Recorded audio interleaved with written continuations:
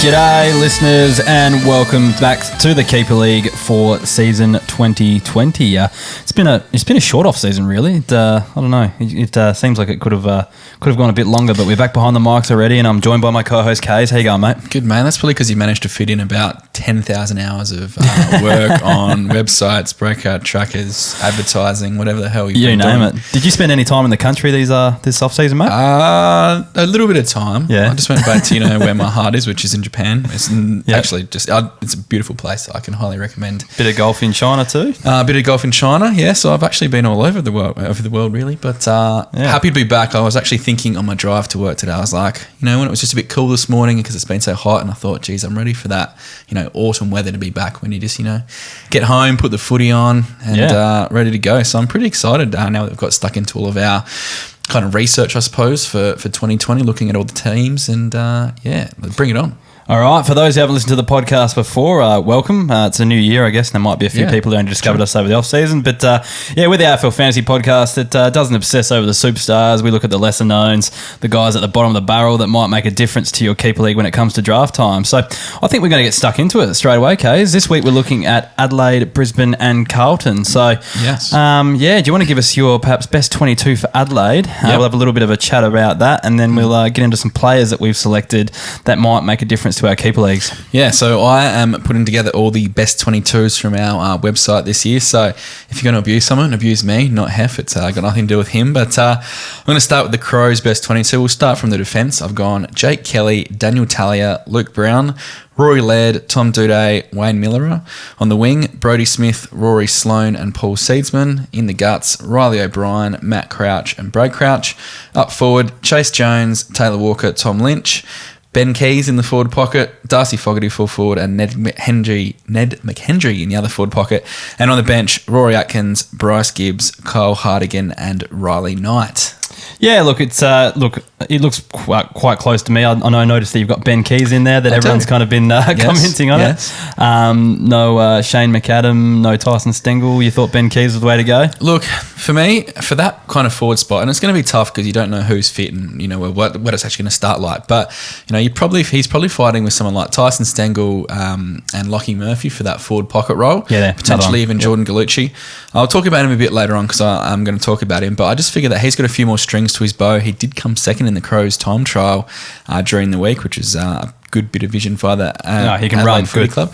Yes, but I just think that in a side that's got a couple young guys who they're going to play Jones and McHenry, I think so potentially someone with a bit more body size, a bit more experience. I think he might just give a bit more than someone like a Stengel. But it depends how much speed they want. He's probably not as quick as a Stengel or a Murphy, but. It's interesting to see their makeup. Hopefully someone like Tom Doedee can start in round one from his ACL. But I think apart from maybe a couple of their forward pockets, etc., that's a pretty settled Crows lineup. All right, talking about a player that might rival him for that spot, and you just brought him up just before, and that's Ned McHenry. So he's going to be the first one that I look at for the night. So I'm just getting my notes up here. I'm really unprofessional and didn't get sorted beforehand, but I've actually got them here on the screen anyway, so it doesn't matter. All right, Ned McHenry. So he didn't play seniors in 2019, but he was a first-round draft pick in the 2018 draft. Going back to his under-18 champs numbers and his NAB League numbers, so he averaged 86 at the under-18 champs. And when you adjust that to the time on ground for the shortened games, it was actually 103 points per the 120-minute game. So basically 100 average at the under-18 champs. In the NAB League, 84 average there, but 115 Supercoach, indicating that he might be more of a Supercoach type. To go by his state league numbers, so in the sample, he averaged 82 there from his 10 games. His biggest score was 139 in round 5 versus Central Districts. And in that game, he had 11 tackles. So looking at his tackle numbers for the season, he averaged 5 per game. So this is going to bode well for fantasy scoring if you can translate that to AFL scoring.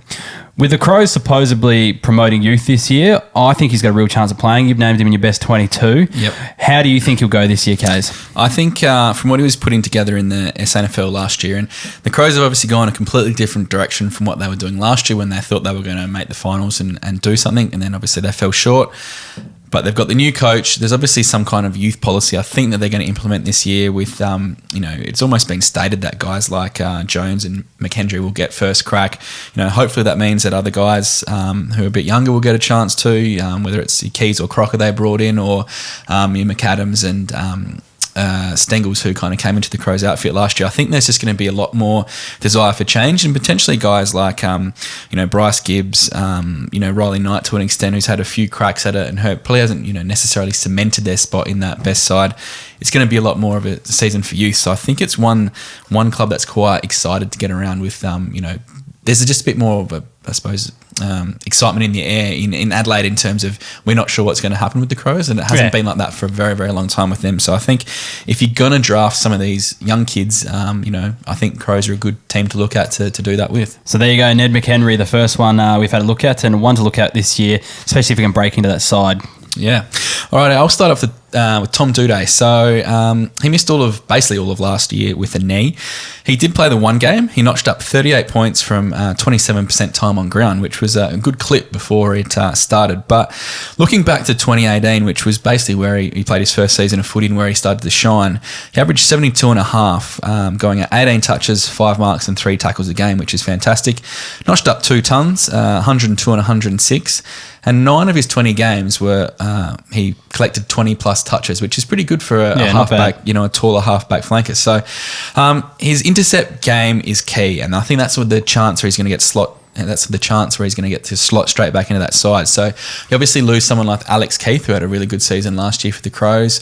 Hopefully with guys like Talia, Kelly, Brown, Hardigan to play that more lockdown role will allow Doedee to come and just be that sweeping interceptor. And we know that the interceptors get the scores in fantasy footy. They take the grabs, usually kick the ball pretty well. Doedee has all of those attributes. And I just think he's going to get back to that point where, because he was building in that first season, obviously he started the game off before he did his knee pretty well. I think 2019 could have been that year that we saw him kind of push into that mid-80s bracket, especially if the Crows remain strong, which they weren't too bad throughout the year.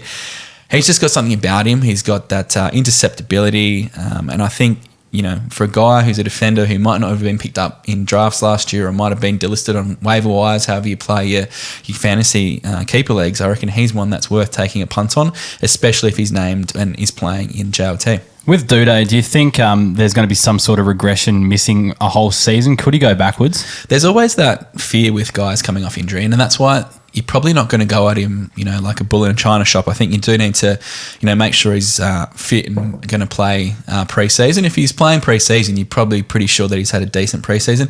Look, these guys who have come back from knees, they've been running for months. So as long as he hasn't missed a beat in the off-season, I think you can be pretty confident he'll be getting back to at least that 70-odd average. Yeah. And hopefully there's progression from there. It just really is a bit role-dependent if he has to play lockdown or not, but I don't think they'd make him play lockdown. Yeah, my opinion on taller types, I guess, but he is one that I would actually consider. Just, I'm never going to factor him in for a defender 1, defender 2, but the 3-4 kind of mark, where you want that guy to get 70 each week, I think he's a prime candidate for that. So for sure. Should be available this year. Definitely. Who you got next, Tef? Paul Seasman comes in for me. So he was in and out of the side in 2019.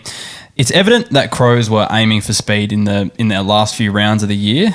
So they played him on a wing, essentially. So he was up forward for a bit, he was defence for a bit, stuck him on a wing, and this is where it really shone, I guess. So he averaged 96 from his last 3 and 90 from his last 5 games. So he's only 28 as well. So I keep thinking of Seasman as this guy who's nearing the end. And I guess with some of the performance last year and being in the side, you kind of thought he was maybe getting to the end of his career. But I guess this resurgence at the end of the year, he actually proved to be pretty valuable for the Crows. So yeah, as a 28-year-old, I guess a lot rides on his role under the new coach and the game plan there, whether they want to promote youth, Matthew Nicks wants to promote youth, or whether he's willing to, he wants to play his best 22 each week and actually have a crack going into his first season, which I think will be the case for Matthew Nicks. He'll play his best side and won't be focusing on development as much. So yeah, with all that in mind, I think if he can maintain the spot and he plays that same role, I think an 85 average shouldn't be out of the question. What do you think, Kays, with Paul Seedsman? Well, I kind of disagree. I think that they'll play a bit of a mix of experience and youth in terms of Nick's first season, but I just think that someone like Jones and McKendry are in their best 22 at the moment, so that's why they're in there. I think that's what you're getting on. I think that they're like legitimately in their best 22. You know, good. I don't think they're just going to play kids for the sake of playing kids. No, I don't think they're going to play guys drafted last year or guys who aren't ready. No, I definitely agree with you there. Paul Seedsman, I've always been a bit of a fan of him. Like, I think he provides a lot. He was a pretty handy back mid at one point a few years ago when I had him in a side.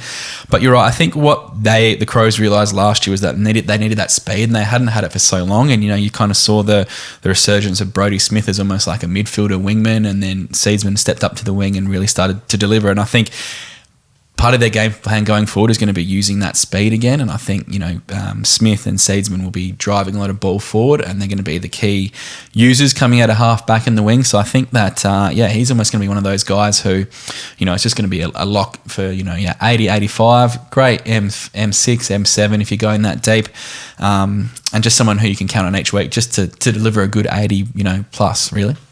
All right, Keeper League listeners, if you're sick of hearing about Ben Keys, it's probably time to tune out. I'm going to take the headphones off for a bit and not listen, and we'll let Keys talk about Ben Keys for a bit. Well, only because I copped so much criticism on Twitter for having him in my side. Where's bloody Stengel? Where's blah, blah, blah. Deserved criticism. No. There's a spot for him. All right, now let's look at it.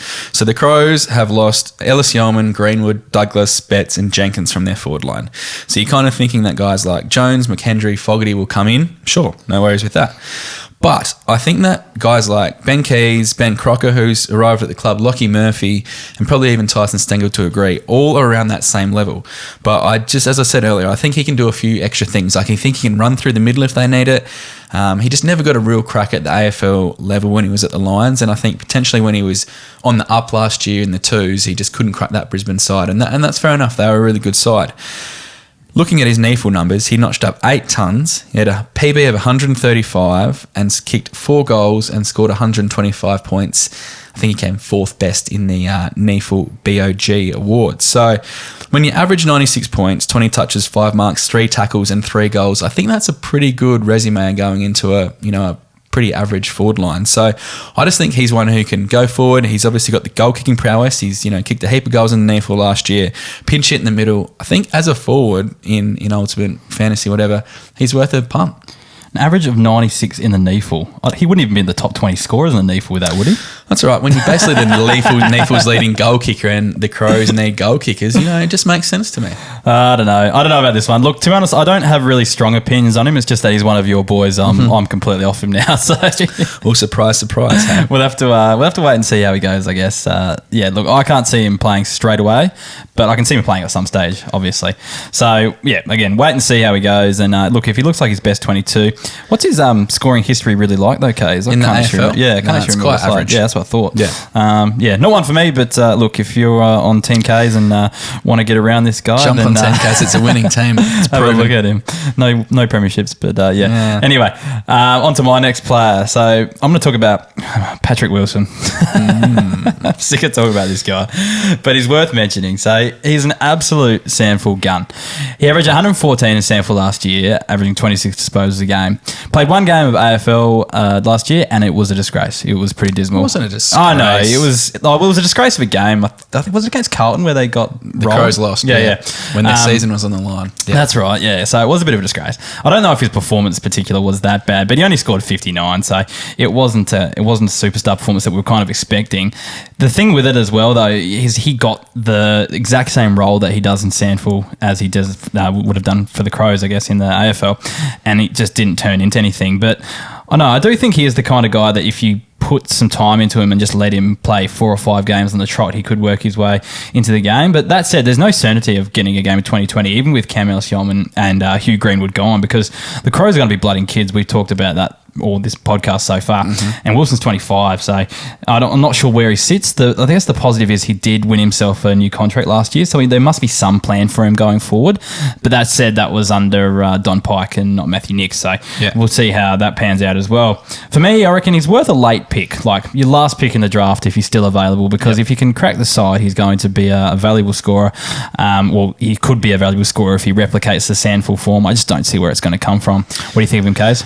Look, I even did emergencies on my best 22, which we didn't put up there, and he wasn't in even the top 26. So, I worry about the fact that he's definitely not up there unless there's injuries or they really want to experiment. But saying that, look, I just wanted to look up. His 59 points came from only 67% time on ground in that one game. So it's not really a horrible game considering he probably played 15% time on ground less than most other people. So I'll retract that statement. That's fine. Look, I just fear he's going to be one of those guys. I think we talked about it the other week on our members pod with Willem Drew, guys who just dominate the Sandful, dominate the lower leagues, and then just can't replicate that form in the AFL. And it's probably just more about opportunity, really. And I think the Crows midfield's probably deep enough that they don't need to rely on him, and they're probably going to give a few other guys a few extra opportunities ahead of him. But I totally agree with you there. Like, if he's your last pick, he could be a guy that they just play round one and all of a sudden he just knocks out, 80s, 90s, 100s. There's no doubt about that. It's just whether he gets that opportunity or not, I'm not going to be sure. All right, thanks for that one, Kays. Who's your next player? My lucky last player is Chase Jones. Now, he's a guy we've both been pretty hot on in the off-season so far, and I reckon he might be one of the biggest names at the Crows one day. I think big call. I think he will be. He's going to get midfield time this season, and I think he's just basically a lock to play each game this year.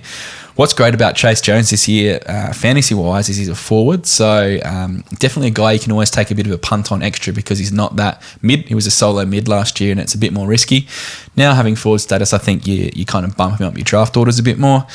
But if you look at his stats, so he played 8 games last season in the AFL and averaged 46, but it was definitely that 97-point last game against the Bulldogs that everyone kind of remembers. If you were, a lot of people tuned in because it was finals contention and he did play a really good game. Yeah. Best thing is, it only came from 72% time on ground. So another good score from low time on ground, kicked a couple goals and was very, very dangerous. But if you go back even deeper, his SANFL form has been quite solid. Average 75, had 2 tons and 2 scores in the 90s, but just did have those quiet games. I'm always willing to give that for a first-year player in the game. But when you average 17 touches and, knock up 4 tackles a game, I just think that's a good grounding for a team who wants to rebuild and wants to give, these kids a game. I think with natural growth, Crows investing in youth, I think they're just 2 ticks, and he's just one that, should be high on your priority list if he's around in the draft this year. With Chase Jones, for me, I think a lot of people are judging him on that one game down at Ballarat there that we watched pretty closely. I think we were sitting at the where were we? We were at a pub somewhere watching it. Yep. Where people actually kind of put a lot of weight into that performance. For me, the midfield talk, he's 180 centimetres. He's about my height. He looks like a child still. Yeah. I just don't see next year. I just don't see him as a gun midfielder. I see him as a small forward. He's the fittest bloke at the club. Yeah, right. I just see him as a small forward at the moment. I can't see him actually. They're talking about midfield time. I just don't think he's big enough to have an impact in there. No, that's just what I see. For me, he just looks like the genuine mould of Eddie Betts' perfect replacement next season. Nah, you're not going to take a kid who, pick 5 or 6, whatever they took him, and you're going to play him as a forward pocket for his whole life. Yeah, well, I don't know. Crows don't really have first-round draft picks, so they might not know how to use them because it's the first ones they've had in a couple of years. I'm not sure. If you really dissect the Crows team, you got Sloan and the 2 Crouchers who aren't necessarily the most dynamic, exciting, speed. And they're pretty one-paced as well. Exactly. Yeah. So you throw guys, they're going to have to throw guys like Jones, even McKendry in that midfield at some stage just to give that burst. Yeah. So look, he might be good one day. I just don't see it coming straight away. I don't see it next year. I think he's going to battle.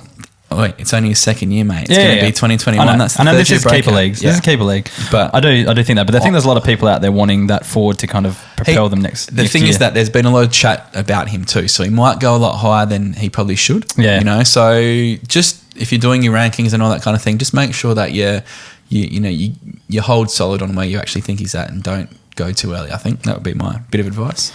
All right, that's all the players we can actually look at in depth. But just another one worth mentioning and worth watching in the preseason is Jordan Gallucci, showing glimpses of being a fantasy scorer and plays the right type of game, just doesn't get enough of the pill. So have a look at him over the preseason. If he's tearing up the what is it called, the Marsh Series now? The Marsh Series Cup. If he's tearing up the Marsh Series, is it a cup still, or is it just a series? A tournament. I don't know. There's definitely no cup, but it's anyway, weird. If he's tearing that one up, then look forward to him. Definitely. Okay, moving on to Brisbane. So you've done a best 22 for Brisbane. Read it out for us. I have. This was a bit more successful today than the Crows one was, which is nice. Nice to see I'm on the right page as some of our listeners. But start off in the back pocket: Zach Bailey, Harris Andrews, Darcy Gardner, Daniel Rich, Marcus Adams, and Alex Witherden. On the wings: Hugh McLuggage, Jared Lyons, and Mitch Robinson. In the ruck: Steph Martin, Lockie Neal, and Dane Zorko. In the forward line: Charlie Cameron, Oscar McInerney, Lincoln McCarthy, Cam Rayner, Eric Hipwood, and Alan Christensen. And on the bench, Cam Ellis-Yeoman, Jared Berry, and Dan McStay, along with Noah Answorth. So that's my best 22, Hef. I don't know if you've got any strong thoughts on that. I think you've nailed it. I'd like to see Archie in the side, but I don't know where he fits in. Maybe Birchall as well coming in somewhere. Yeah. I don't know. But I can see those two getting a game. At whose expense? I don't know. Maybe Noah Answorth. Yeah, it's a hard one. It's a very strong, strong side. I'll talk about Grant Birchall later, but I think with Archie, I still don't think he really, there's always been lots of talk about him, but he's never really, put his foot on a game at the Gold Coast or anything like that. Like if he had played a few good games and kind of came in with a bit of form, I think potentially you could make a case for him. But I agree. But then you're throwing out like a Christensen or someone like that, and it probably depends on week to week their team matchups. But he's probably just around that best 26, I would say. Any Gold Coast player that moves from Gold Coast is always so exciting to actually see what they can do. Yeah, it's sad, isn't it? Yeah. Anyway, let's get stuck into it. So the first player I'm going to talk about is Charlie Cameron. So I don't want to spend too much time on him because he's pretty unreliable in terms of fantasy scoring. He only averaged 67 last year, but the thing I really like about him is he's a pretty valuable streamer. Now, for those who haven't played keep leagues or draft leagues before, a streamer is someone that you don't put in your side every week. You try to pick the weeks they're going to go big and put them in your side. So your team will be littered with streamers after you finish your draft, believe me. But yeah, if he's playing against sides that struggle against small forwards, he might be one that you could think about starting if it looks like he's going to have a big performance against them. Last year he didn't crack 100, but he did have 10 games at 70 plus and 4 games at 90 plus. So you could pick speculatives late in your draft, so players that might be good going forward, or you can pick guys that are just going to play every week and score well, and you assess the matchups each week to see how they're going to go. So if say North Melbourne are giving up points against small forwards, he's playing against North Melbourne, he's someone you chuck in that week, that sort of thing. So nothing, I'm not saying he's going to be 100 plus scorer. He's not going to be the best scorer in the world, but he's going to be valuable to your team if you've got him on your bench because you will get use out of him. What do you reckon, Kays? Totally agree. There was times that I was really impressed with him last year, and you almost get excited that he could run through the middle or something like that. And potentially, he's still young. I don't know off the top of my head. He's so valuable at forward, though. Like 23, something like that. So there's still a bit of growth in what he can do as a footballer. But you are right. His speed, his goal awareness, and everything like that is just too good up forward.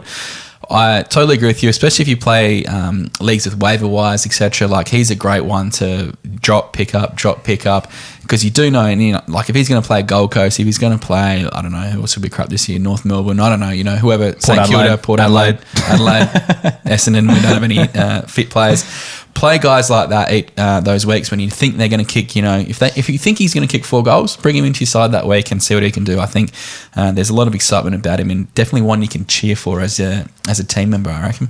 All right, Kays, you want to tell us about Zach Bailey? Not a player I've put a lot of time into, so tell me something about him, please. He was one I had on my radar early last year. Probably just didn't have the year that he wanted. But he's the guy I think is the most likely to break out big time this year, not potentially be one of the great players of the competition, but take his scoring from where it was last year to something good. So what I like is that Luke Hodge is gone, so I kind of believe that the halfback flank should be his. Now, I know that Grant Birchall comes in, which could muddy the waters there for him, but if you look at some of his stats, it's quite impressive. So he played 13 games last year, which he added to his 12 that he played in 2018. The issue was he only averaged a modest 48, but what I did like is that he played all the games in the Lions back half of the year, which means that they have serious faith in him. He's playing the finals and invested in him into the future. So where his season got derailed, he got injured in round 8, and he actually did score one of those famous, negative scores. He had a -1 from 8% time on ground. But those things always mess up my breakout trackers and stuff like that, because I always use plus whatever above 0 to actually calculate a game and things like that. That is a tip for new players. So if you are looking at stuff and there's really low scores sometimes that affect averages, especially with young guys who might have only played a handful of games, it is worth noting, did they get injured? Did they play bugger all time on ground? Kind of work out what their average might have been from there. But sidetrack. So after he got injured, he did find his way back into the side, and en route, he scored a 91 and 117 in his 2 NEAFL games. There's something about him. So he was picked 15 in the draft, showed he can score in the NEAFL, so he showed that he can actually, be fantasy relevant. The Lions want him back in that side, so he's best 22 there. 3rd year breakout. We love it. So many ticks. And for me, I think he goes from like that, 48 average player what he was last year to easily into that mid to high 70s. I've got a good feeling about him. Yeah, just looking at our Facebook feed here, Dallas Coleman, one of the listeners, reckons he's an absolute jet, and he's going to be a gun going forward. So maybe you're onto something here, Case. I'd like to think so. It might be the first time in a year and a bit, but throwing off darts. One to put in the black book and watch the preseason. I don't know enough about him to actually offer any value here. Definitely. So good work on that one, Case. Thank you, Ryan. All right, let's move on to another player I have no confidence in, and that's Cam Rayner. So another player. Jeez, it's an exciting couple of players. I actually looked through their side, and every player's like, our listeners are going to know everything about him, or there's going to be players that people might get sucked in by thinking they're going to be good and they're probably not, and that's what I've decided to go with for most of these tonight. I think they're So, but Brisbane are just so black and white, self-explanatory. Everyone knows everything about them because they're so awesome at the moment. I don't really have to do too much. But anyway, on to Cam Rayner.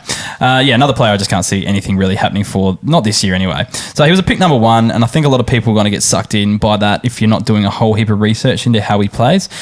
So he's a mid forward, but he spends a lot more time up forward than he does in the mid. He only averaged 46 last year, and he didn't even have one score in the 80s. So that's how low he was last year. This year, lots of people were talking about, before the trade period, and I was talking about this with Dos from the Draft Doctors when he came on the show when you were overseas, how excited we were of the prospect of him moving into the midfield, but now Cam Ellis-Yeoman just rocks up and ruins everything, and there's very little chance of him actually moving in because he's probably going to move in ahead if he does. Then you've got like Neil as well, like who came last year. He just killed any chance of him going to that midfield, and he's actually pretty important as a small forward. He's pretty damaging up there as well. So alongside Charlie Cameron, they make a pretty awesome threat for Brisbane. So I just can't see the midfield time coming for him. He's actually a player I've got on my avoid list and probably wouldn't pick him up this season, unless it's like super late, but I can just see someone getting sucked into him earlier. So knowing how you draft, especially after a few beers, you'll probably take and pick one. I've only drunk and drafted once. Didn't work out well. No, I've never done. So I'm obviously not going to do it this year. So now with him, I think he's an important part of their team, but is he going to be fantasy relevant in 2020? I can't see it happening. Yeah. Like if you're doing a dynasty league or, you're starting from scratch and, you're picking a full complement of players, sure, I'd take him late or be interested in him, but I just don't think that he's more of an impact player. He's a great player, but more of an impact player, not a fantasy player for me. All right. Let's move on to your next player. Who you got, Case? Yes, now I'm going to go down the line of guys that maybe no one's ever heard of before, but, we're going to look at my boy Jared Lyons' brother, Corey. So he was actually the Lions' highest scoring NEAFL play in 2019. He averaged 115 points from 19 games. These are some serious stats I'm about to read out. He had 14 games of 100 plus with 146 PB and had 5 games in the 130s. So he can really, really rack them up. So touch-wise, he had 29 touches a game, 6 marks and 3 tackles. The issue is, obviously, we know how stacked the midfield at Brisbane is, and I just don't know where he fits there. And probably the worst thing was he was delisted, then re-rookied, and that's not the end of the world these days because it almost comes down to contract and salary cap kind of stuff more than whether they believe them or not. So obviously he's got good stock. Brother is Jared, and I just kind of feel that he might be ahead of the pack, especially ahead of the pack of a guy you might talk about next who was drafted higher, but Corey Lyons' ability to find the footy in the NEAFL is amazing. Now, obviously, we've spoken about someone like Paddy Wilson before. Now, will he just become a guy who's great in the lower league and just never can get a crack in the AFL? We're not sure. But sometimes you just need a bit of luck, and that's why he kind of comes into that same frame where, look, if you got one pick left, just throw it at him, because he's the guy that could easily slot into a Brisbane side just by pure chance one week, score 120 and never look back, and could be an absolute pig. The likelihood of that happening is quite low, I suppose, but his fantasy scoring is there. It's black and white. You know, when you're knocking up 6 games over 130, no matter what league that is, that's really hot football. Yeah, unlike Zach Bailey, I actually know a bit about Corey Lyons because I own him in our league, and I was watching his NEFL scores on keeperleaguepod.com.au every week and looking him racking up, and never get picked. He was named emergency quite a few times, so that kind of probably goes to show how close he was to actually getting a tilt at it. Yeah, same deal for me. I just don't know where he gets that spot in the side, but you could be right that he just needs, look, Brisbane could have a horror year and 4 or 5 of their midfielders go down and he's straight in. 4 or 5 is a bit of a stretch, but they could have a few down and he could go straight in. You never know, and I think it will translate. The thing that gets me is every year the prospectus says this kid's going to be a gun when he gets his chance, but he never does. That's an issue. Corey Lyons, look, another one that's worth a late pick, exactly the same as Patrick Wilson. Pick him up very late because if he gets a go, he's got the fantasy game. Just, might not get there. So as an astute fantasy coach like yourself, Hef, you've got 32 players, you've got 16 keepers. Yep. Do you find a spot for him? I don't. Would you draft him again? Yes. Late. Yeah, very no late. What? Okay. Yep. Interesting. All right. Your next player? My next player is a guy I was frothing over last preseason. You were bullish on last preseason. Yeah. And he actually was in the mix until he got injured. But anyway, Eli Smith is the next player I'm going to talk about. So he was drafted at pick 21 in the 2018 draft to Brisbane, and he looked like an absolute bull at underage level. So when I say bull, I mean like a contested ball winner. Doesn't have the fancy outside game. Handballs a lot more than he kicks, but he looks like an absolute mean machine when he plays football. At the under-18 champs, he had 94 average and 121 Supercoach average, which is pretty nice. So again, we talked about he doesn't kick the ball a lot. He's a ball winner and he distributes well. He tackles a lot too, and he tackles hard. In the NAV League, he averaged 86. Again, Supercoach numbers are 114. So I reckon you Supercoach coaches out there, he should be someone on your radar. Yep. If he can somehow get a game. Looking at the NEFL, average 80 in the NEFL, and again, the handball to kick ratio was pretty rubbish there, so it doesn't help his cause for the fantasy game, but the Supercoach side I'm big on. This kid has potential. Probably never going to be a primo superstar because he is going to be one of those inside mids. He's going to be like your Ollie Wines. He's going to be like your Callan Ward. Ben Cunnington, those type of players. But they have a spot in every keeper league. You're mid 3, mid 4. You need those type of players. So because those guys never drop below 80. And you never know with last year was supposed to be a super freak draft. To go, in the first round of that draft, pick 21, close to the first round of that draft, you're going to be a decent player when you factor in everyone's trading out of the next year's draft because no one really rates it. Look, who knows? With a year of development, he could actually rise above some of their, already good players in that side. I know it's unlikely, but it could happen, Yeah. So he's one that's a stash for me. So again, another late pickup that if you're able to keep him for another year going into next season where he could make a difference, he might be one to have a look at. Now, I don't know enough about him as opposed to you, who obviously watched every minute of underage footage you ever played. All those highlights. Yes, but. And I actually looked at him. I was like, maybe I should do a little bit of an Eli Smith, research. And his numbers at the NEFL were nowhere near as what someone like Corey Lyons was. Now, I don't know what the pecking order is at Brisbane in terms of where they're going down to their midfield, but for me, if you've got the choice between the two and your last pick or second to last pick or whatever, I think you got to go Lyons because he's a year older than Smith. Yeah. He's going to be ready then. He's going to be that ready-made scorer if he does come in. Whereas I'd like to see another year of Smith in the NEFL and see what his numbers do. Like it's a fantastic first year. I think as a first-year player in any second level, if you're average around that 80, 85 mark in your first year of senior footy, I think that's fine. Yeah. It's what you do this next year and that's the monitor for me. If it's Lions v Smith, I'm taking Lions. No, I agree because he plays a more fantasy-friendly game. But, you've got to fill up your team somehow. Not everyone's going to get Lions. Of course. No. Yeah. All right, let's move on to Carlton. All right, before we get into Carlton and their best 22, we're just going to take a little refreshment break here. And drinks have been cold. Before we were drinking the Big Shed boozy fruit, so those who are looking at the video. One of the great Neepers really around. Yeah, definitely, in South Australia anyway. And another South Australian beer brewing company here is Little Bang. So we've got their Little Banger here as well, so... If any beer companies want to sponsor us, just send us an email at mail@keeperleaguepod.com.au. We're willing to sell our souls for beer. Also, if anyone recommends a good beer, craft beer that we could drink on the pod as well, we will definitely take it into consideration. And definitely, yeah, we love our craft beer at the Keeper League. So let's move on to Carlton, K's. Yes, so my best 22 for Carlton, we'll start in the back pocket. Cade Simpson, Lockie Plowman, Caleb Marchbank, Nick Newman, Jacob Wiedering, Sam Doherty. The midfield of Jack Martin, Paddy Cripps and Sam Walsh. In the ruck, Matt Cruiser, Mark Murphy and Ed Curnow.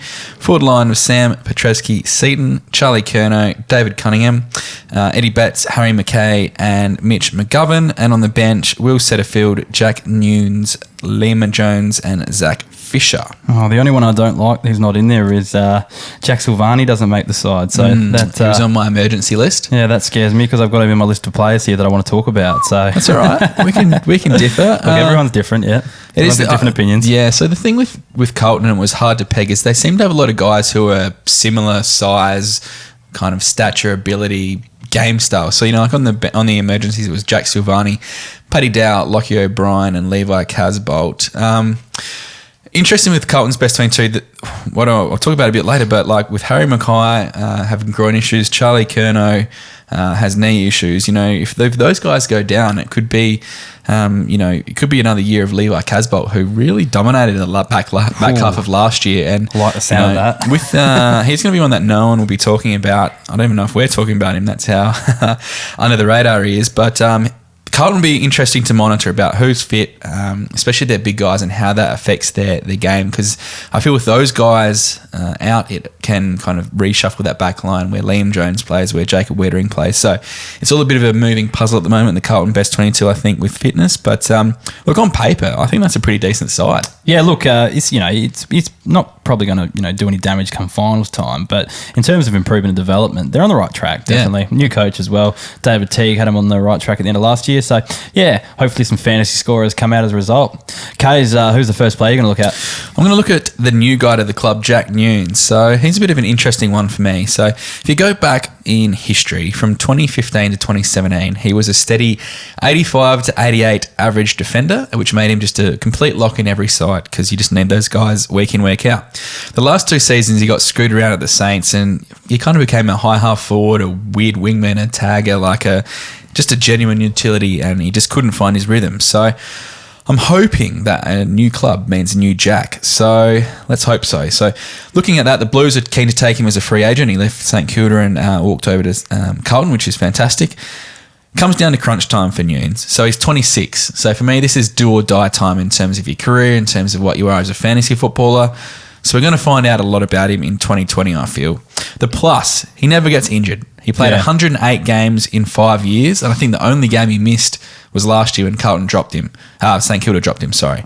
The other plus is he loves getting outside ball. He's always there for the run and loves to kick over handball. The cons are, what does his actually role at the Blues? And as I said before, there's a lot of similar guys. There's lots of halfback flangers, lots of wings. Where does Nunes fit in? Does he fit in? Yeah. That's my only risk. And especially coming into 2020, fantasy-wise, as a mid-only, I almost feel he's one for the brave because for me, it wouldn't surprise me if he turns into, back what he used to be, an 85 mid, and which is fine, as we've talked about with Seedsman earlier. Or he could just be in that utility role. They just need him to be a half-forward flanker with pressure, and he keeps at that 60 average. So a lot of risk for me. With Nunes, I guess, and the development of Carlton's side, Jack Nunes kind of sits for me as the kind of 22nd/23rd man on the edge of the team, I guess. Yeah. The positive thing for me is that he was going to get another contract, a rookie contract at St Kilda, but he chose a senior contract or a senior role at Carlton. I'm really glad that your beer pour is as bad as mine. I thought it was just me, but I think it's just it's the beer. The CO2 in the beer. That's good. Anyway, sorry. Back onto Jack Newton. So the fact that he was offered a senior contract over a rookie one, to me, says he's probably in the plans going forward. I think as well with Carlton not getting Papley in the end is probably a good thing too.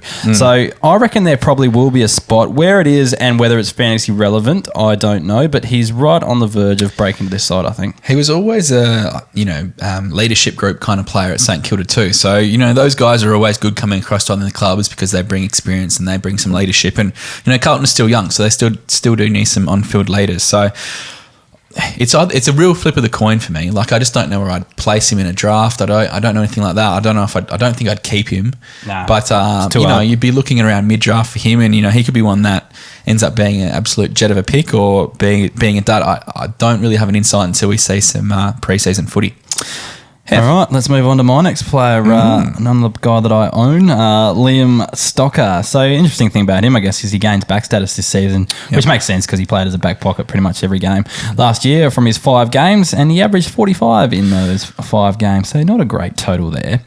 Carlton wanted to get games into him, I feel, though, because there's a lot of pressure around that pick with the pick swap and that, and they wanted to prove that he couldn't hack it. Him over, really. Yeah. So he couldn't really hack it at AFL level for mine. He just looked small. He looked like a child. He did. So, but he was really highly touted in that 2018 draft, as we described with the pick swap as well. So Carlton gave up a lot to get to him, I guess. He averaged 82 in the NAB League in 2018 as a junior, and he had probably better Supercoach numbers at that level as well. Looking at his VFL numbers last year, he averaged 69 and only got over 80 twice in his 9 games. For me, I just can't see him as a fantasy scorer yet. Totally, 100% agree. Last year, he just looked small. He just didn't look up to the level, and that's not his fault. They were playing him. He's obviously got talent. That's why they moved the pick up. That's why they wanted him. That's fine. For me, if you were looking at drafting him this year in your keeper league, I would just say no. Like, the back status is going to suck people in. It would probably suck people in the normal AFL Fantasy as well as like a cheap option, but just not this year. I think if there's anyone that's going to be a third year breakout, it's him. Look, I didn't even have him in my top 26 at Carlton. Yeah, there you go. When they're full strength, and especially with the amount of guys similar type of players he's just not around there just yet. Yeah. He's only really worth looking at is if your team absolutely sucks and you're going to draft people late for the aim to keep them for the following year, just to sit on your list for 12 months so no one else can get access to them. That's where he goes, I think. Otherwise, he's probably not going to do too much damage this season. Agreed. On to your next player, Case, who we got? Yes, so this is a guy I'm actually very, very excited about. I'm interested in him. I'm not excited, but I'm very interested. So I was talking to a Carlton fan. What's his name, though, Case? Hutch. We do this a bit. No, sorry, the player's name. G'day, Hutchie, if you're listening. Yeah, g'day, Hutch. You won't be listening because you're a dog. But anyway, David Cunningham is the guy I'm talking about. So he was a guy I was I was keeping an eye on last year, and he never really got any plaudits for what he was doing, but he actually was the 12th highest average scorer at Carlton last year.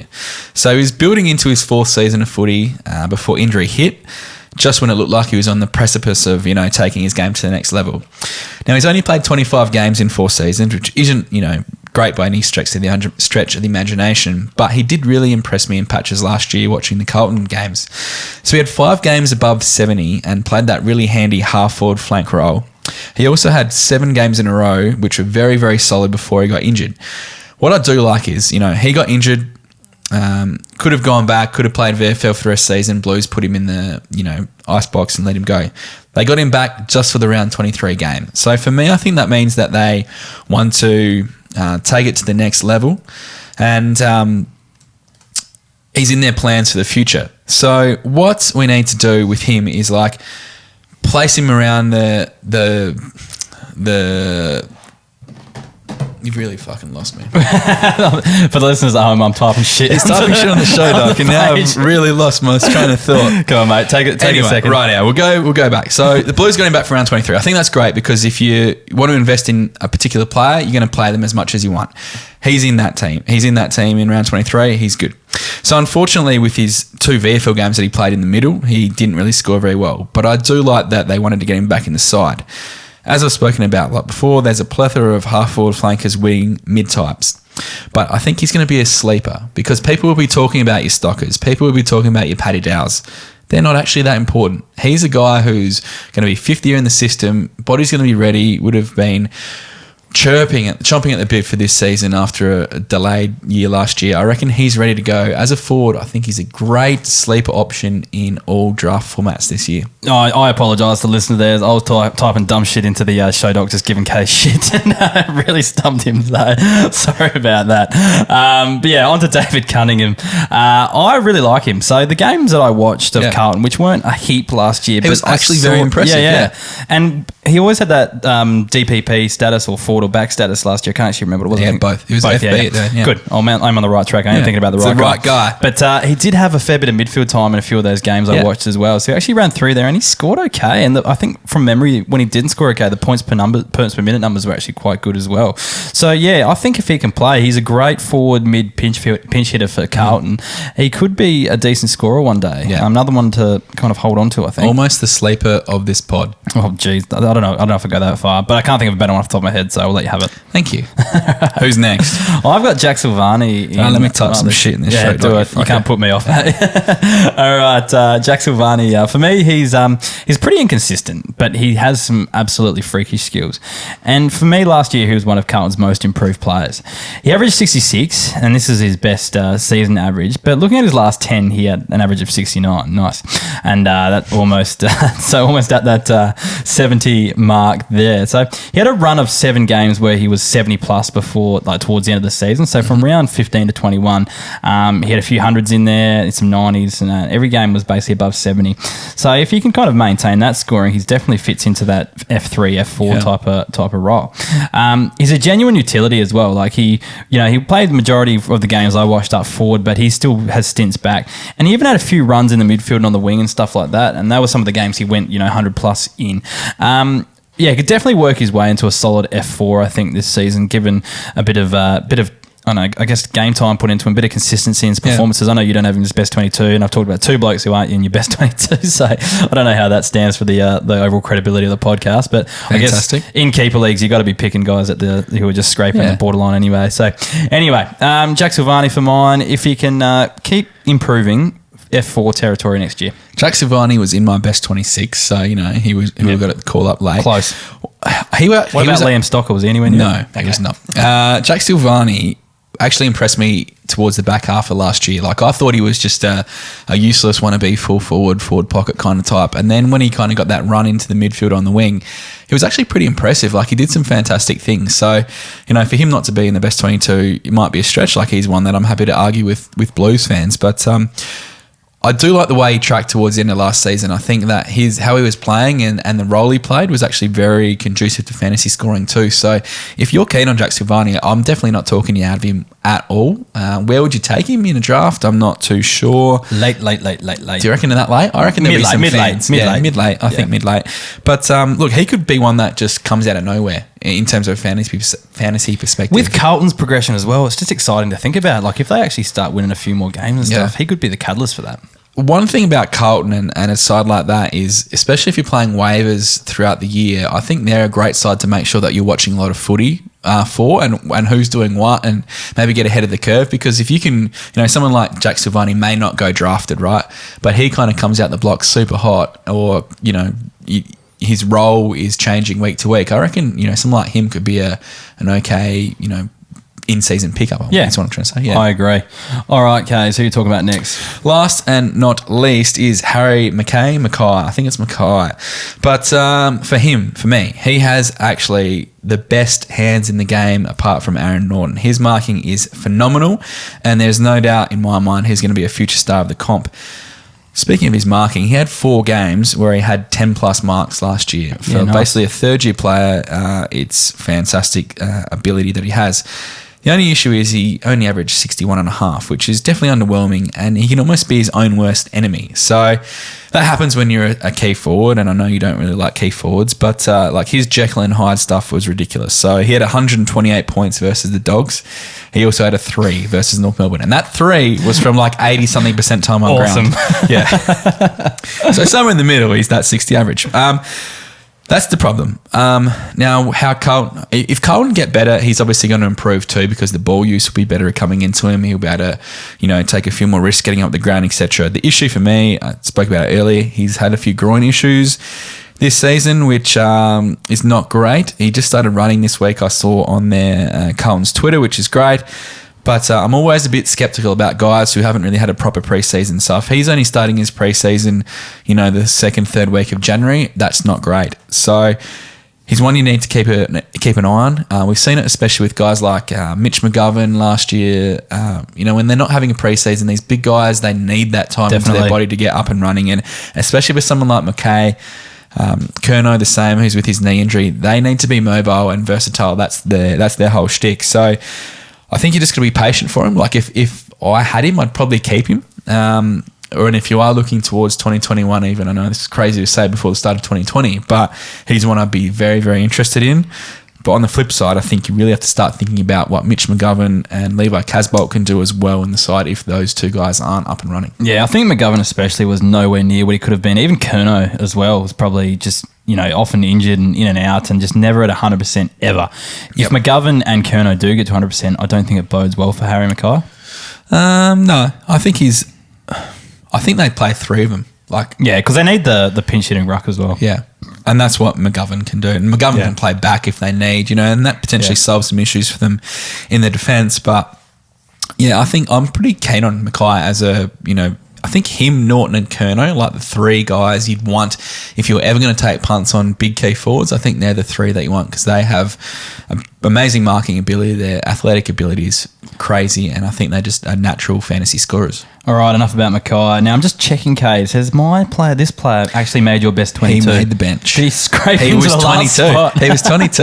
Oh, geez. You can talk about him. I picked one then. All right, I'm good. All right, Zach Fisher is who I'm going to talk about next. So he averaged 63 last season.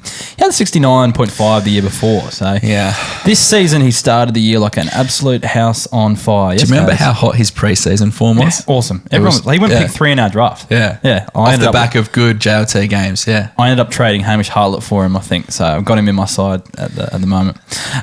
He averaged 81.6 from his first 5 games last season. So that's how good it was. Yeah. He moved into a forward position the second half of the year, and he only averaged 53 from his last 10 games. So it's a bit stinky, and I think the role change kind of messed him up a little bit. I guess the question is whether he gets more midfield time this season. So you've got Cripps, Murphy, Walsh all clearly ahead, and then he kind of fits into this next tier where you've got your Paddy Dowds, your Matt Kennedys, your Liam Stockers, I guess, those types that come in.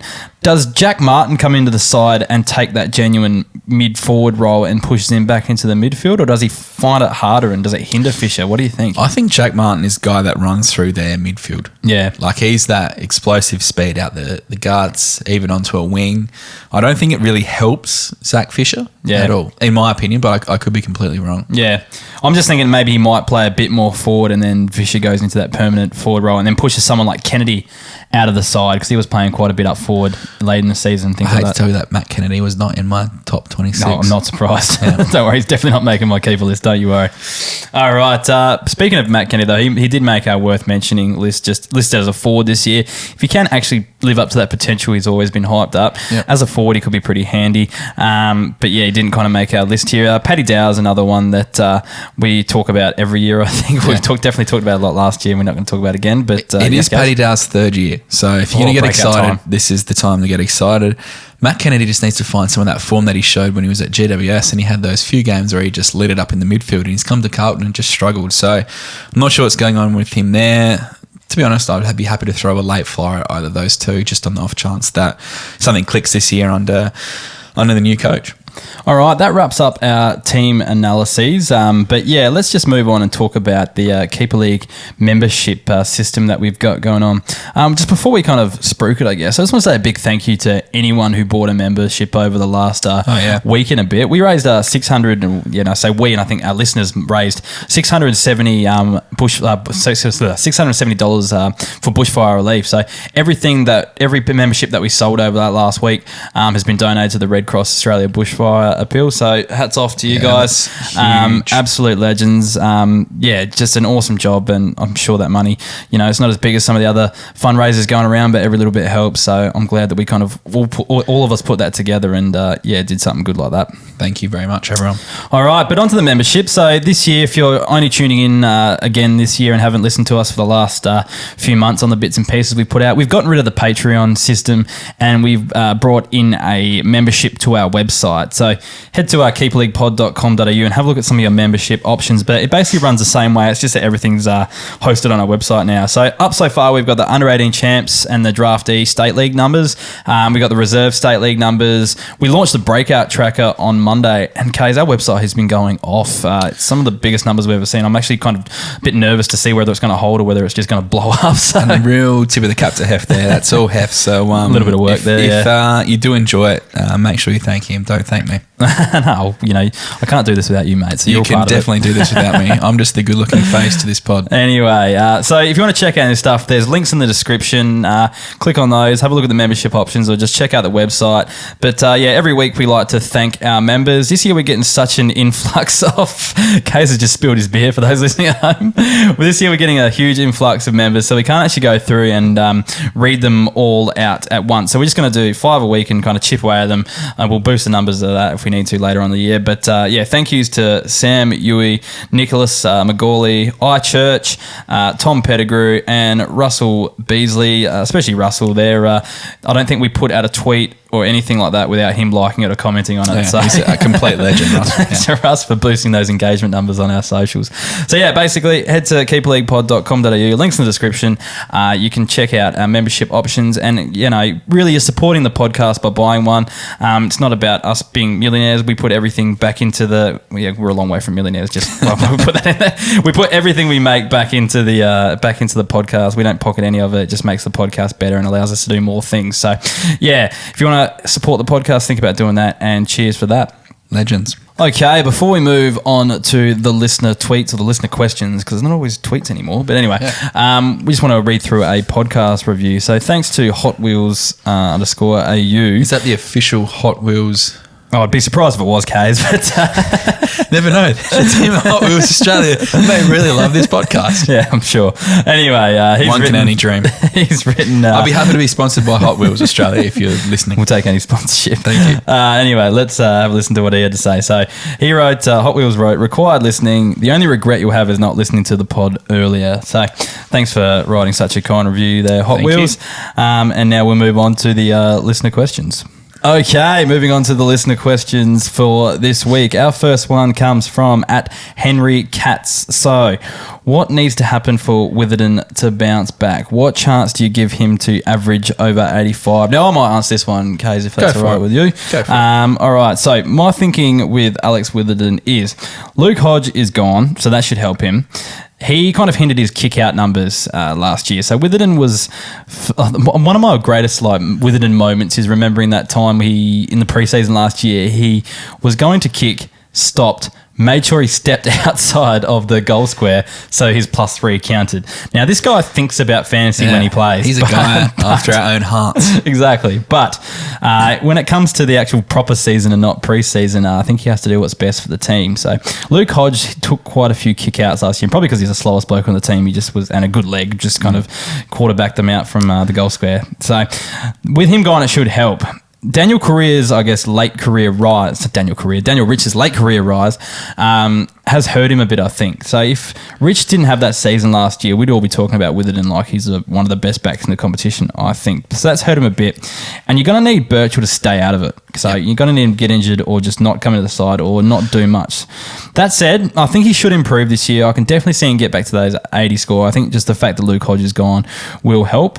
But yeah, I'm not expecting huge numbers from him, but I can see the 80-plus backman coming back. Do you have any thoughts, Case? My thoughts are I just forgot to talk about Grant Birchall in our Brisbane recap. But apart from that, you are spot on.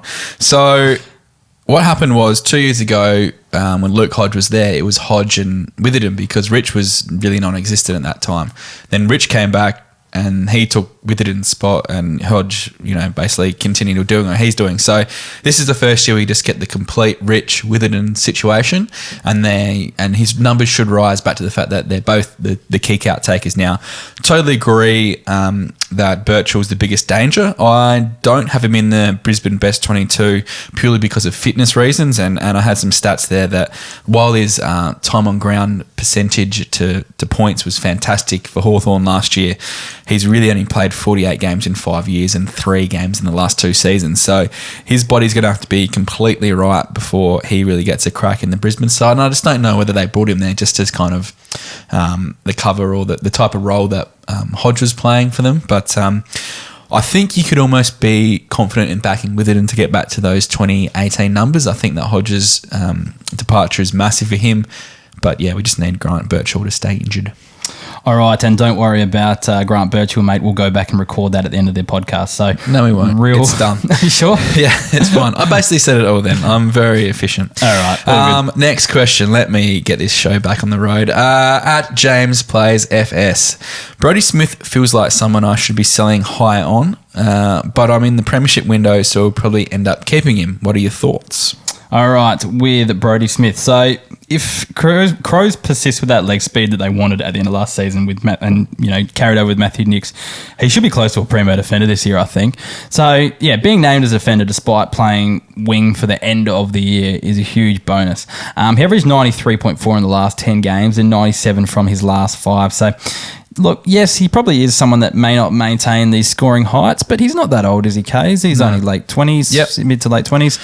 Look, I don't think you have to worry about him. The issue is he might not be the defender going past this year, but it all depends on what Matthew Nicks does with him, and it's way too early to tell what the go is. I would definitely be holding him. What do you reckon, Kays? If the Crows continued how they did last year in Smith's role, you've got to keep him, because I think that he's just one who's going to continue what happened in his last 5. Because, as a defender as well. Because I think the Crows, even though they didn't really finish the season with the wins, his footy was a highlight for their side, the last 5 to 10 games. So I think that his kind of progression into the midfield wing is huge, and I think his scoring is going to continue that way. So I'd be crazy if you traded him. You'd have to get a really, really nice offer to get him off my hands, I think.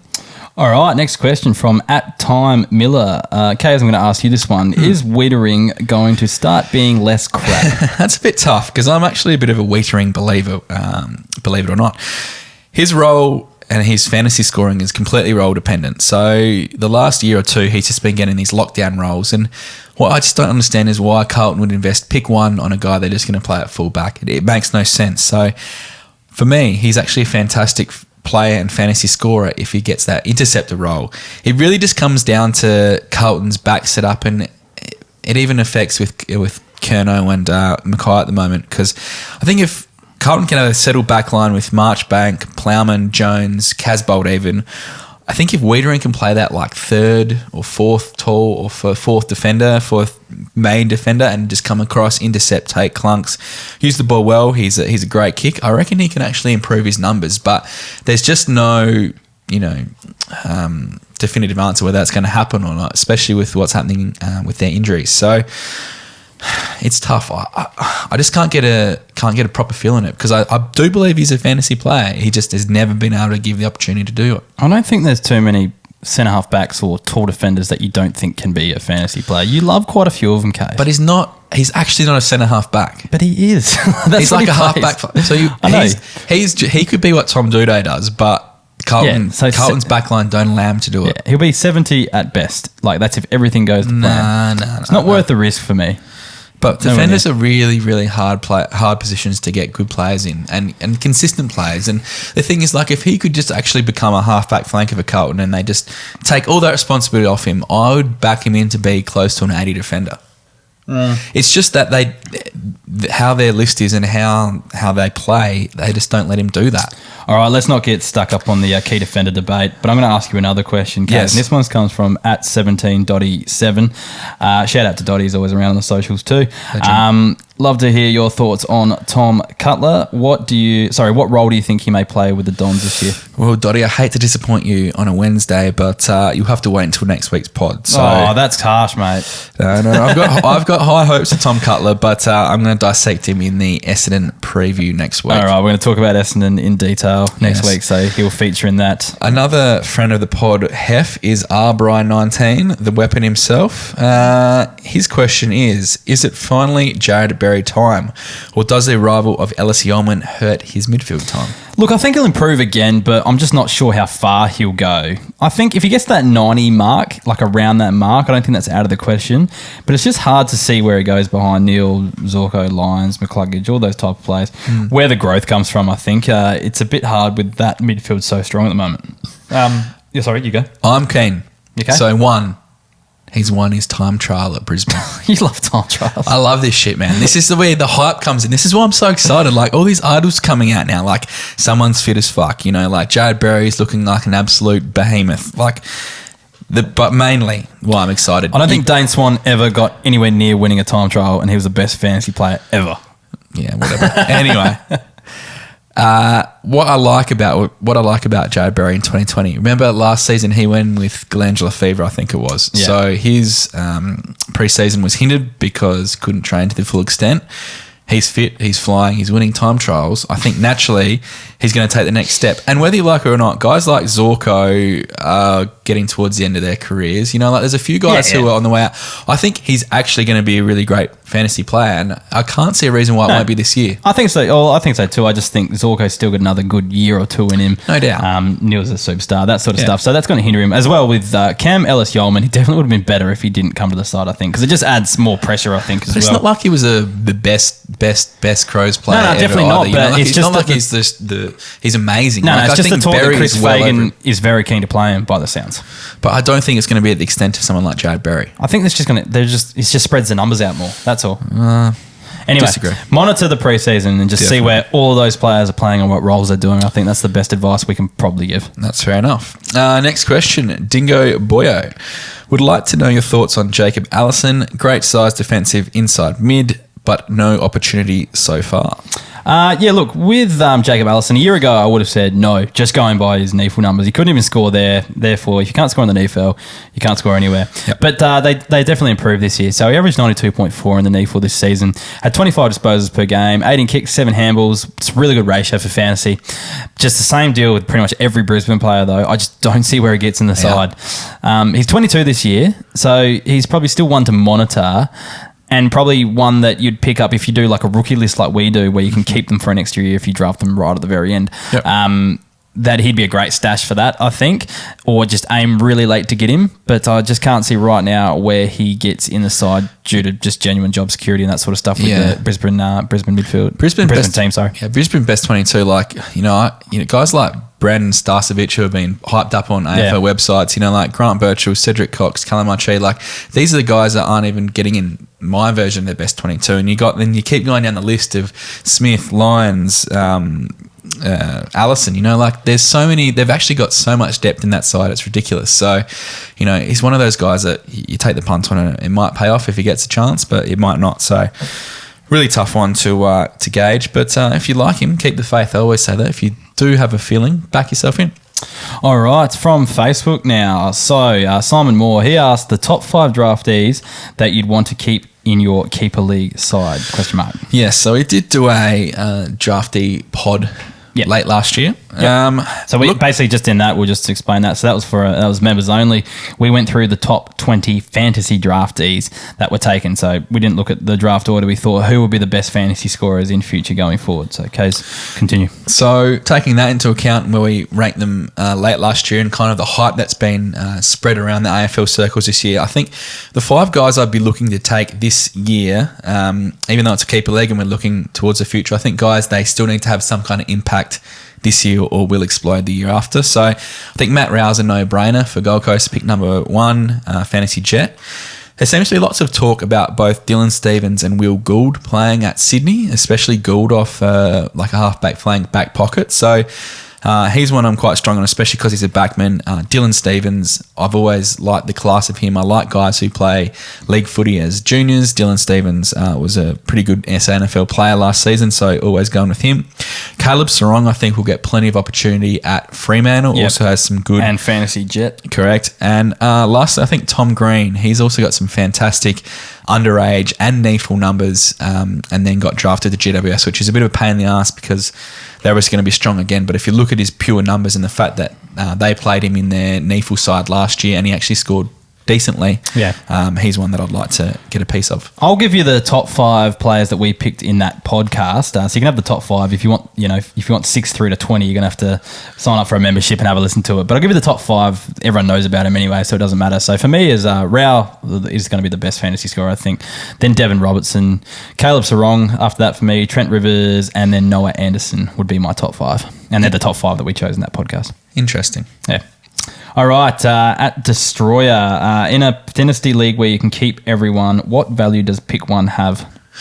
Right, so I had a good think about this today. I think it probably really depends on how strong the previous year's draft is. So I know it's always a hard one to judge because everyone's a genius in hindsight, but I think for someone like 2019 where Sam Walsh was just a clear standout, I think that's an important time to have pick one.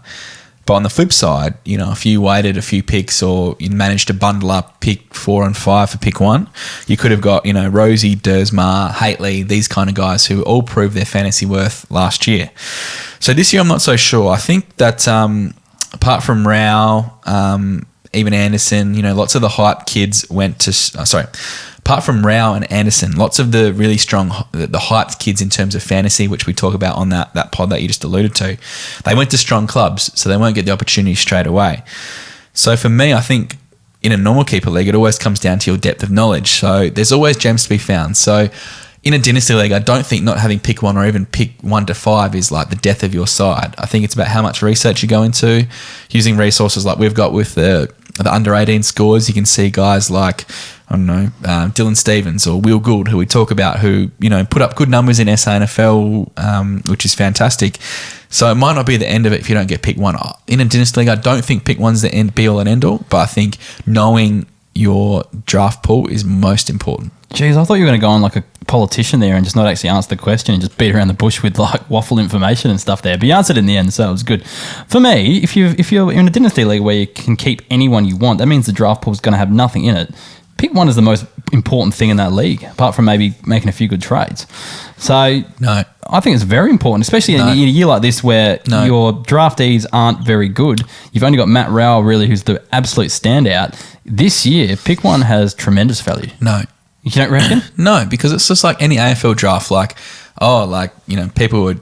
I'm sure Richmond were pretty stoked when they took Richard Tambling at pick 1. Yeah, Did that work out I know well, what you mean. I know what you mean, but it's still valuable. Like, people would want it. Because, like, if you had pick 1 last year with Sam Walsh, it was a no-brainer. Of course. I think Rowell's going to be pretty similar this year. But then I think it really drops off and it doesn't Oh, matter. yeah. So that's why pick 1 is so valuable. But I don't think so. Would you rather... You just said pick 1's available. No. Then it drops off. No, but my point is, would you rather have one of Sam Walsh or one of Connor Rosie and Jackson Haitley?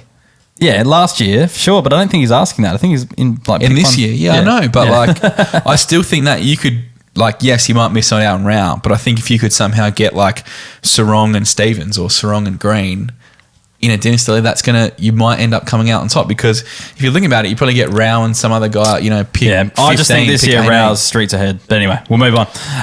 What's the next one? We've got another one from Arbry 19. How do you sneak 2 in there? That's bullshit. Dirty dog. I'd feel ripped off if I was another listener. How does Dom Sheed go this season with the inclusion of Tim Kelly into the Eagles midfield? All right, so yeah, I don't think it helps. I think that's pretty obvious.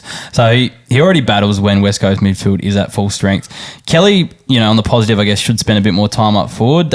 It's one of those things where, look, I've got no idea until I see a few more media reports. I see how they're going to line up in the Marsh series. I see how they're going to line up in round 1.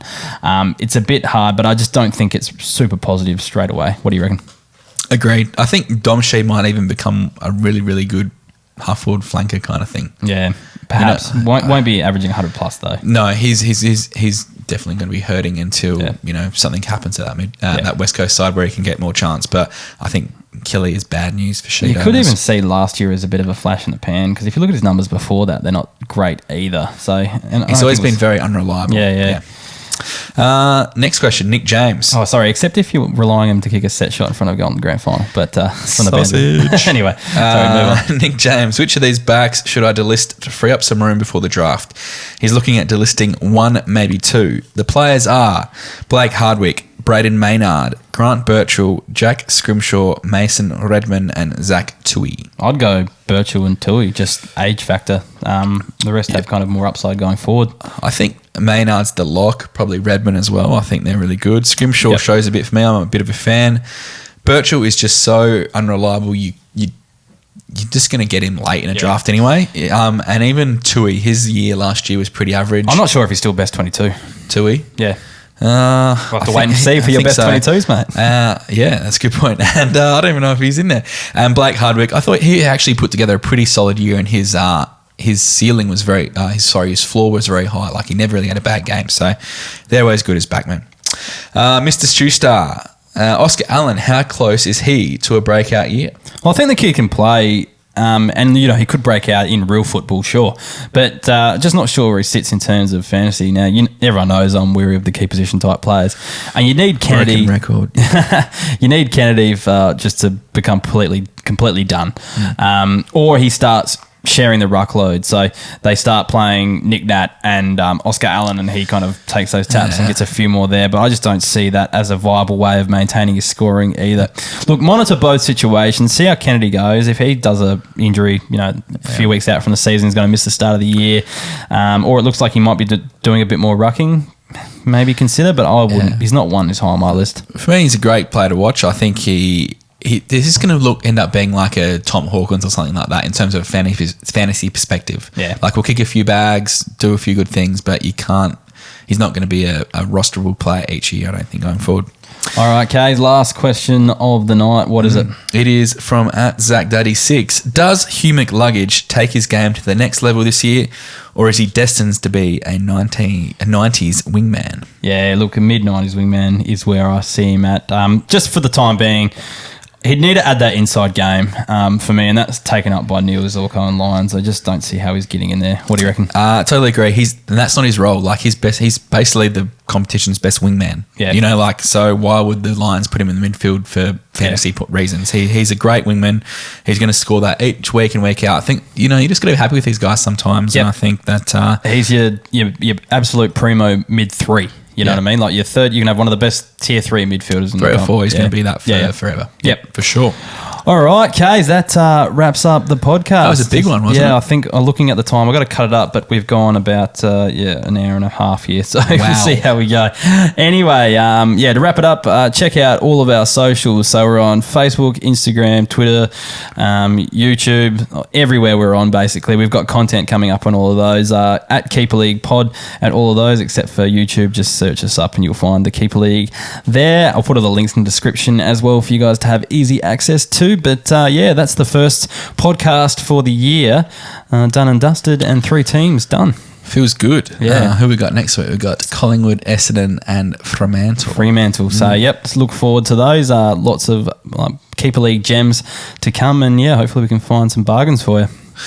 Have a great week. Yeah, take it easy. See you guys.